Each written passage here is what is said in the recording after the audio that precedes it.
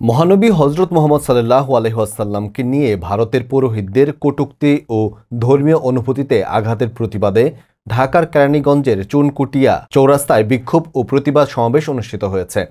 শুক্রবার জুমার নামাজ শেষে কেরানীগঞ্জের বিভিন্ন মসজিদ থেকে মুসল্লি ও উলামায়ে কেরামগণ বিক্ষোভ মিছিল নিয়ে সমাবেশ স্থলে উপস্থিত হন। এ সময় বক্তারা ভারতের মসজিদে প্রবেশ করে হত্যার তীব্র নিন্দা জানান। এছাড়াও বাংলাদেশের মানুষকে ভারতীয় পণ্য বর্জন করার আহ্বান জানান। আমি মোদী সরকারকে বলবো অতি দ্রুত অতিলম্বে ওই নাস্তিককে ফাঁসির কাস্টে দেখতে চাই।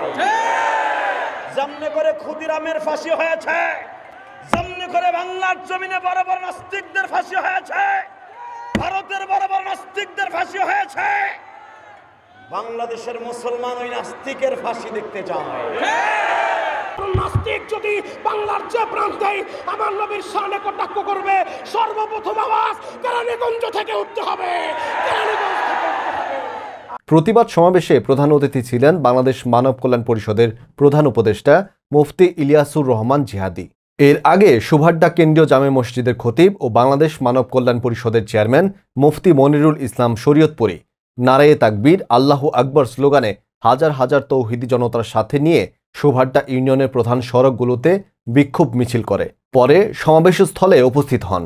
প্রতিবাদ সমাবেশে উপস্থিত ছিলেন কালীগঞ্জ শাহী মসজিদের খতিব মুফতি আবুল খায়ের ভৈরবী, কালীগঞ্জ বাজার মসজিদের খতিব মুফতি শেখ হামিদুর রহমান সাইফি, জেলা পরিষদ মার্কেট মসজিদের খতিব মুফতি মোহসিন উদ্দিন উবাইদি, নুমানিয়া ও হাবুল উলুম মাদ্রাসার মুহতামিম মুফতি রেজাউল করিম শায়েস্তাবাদী, চুনকুটিয়া পাকাপুল বড় মসজিদের খতিব মুফতি জমির উদ্দিন রাহমানি, সুভাড্ডা খালপার মসজিদের খতিব মুফতি হাবিবুর রহমান, চানমিয়া কেন্দ্রীয় জামে মসজিদের খতিব মুফতি জুনায়েদ আল হাবিব ও হিলফুল ফুজুল সংগঠনের সভাপতি মুফতি শাকির রাহমানি সহ বিভিন্ন উলামায়ে কেরামগণ উপস্থিত ছিলেন।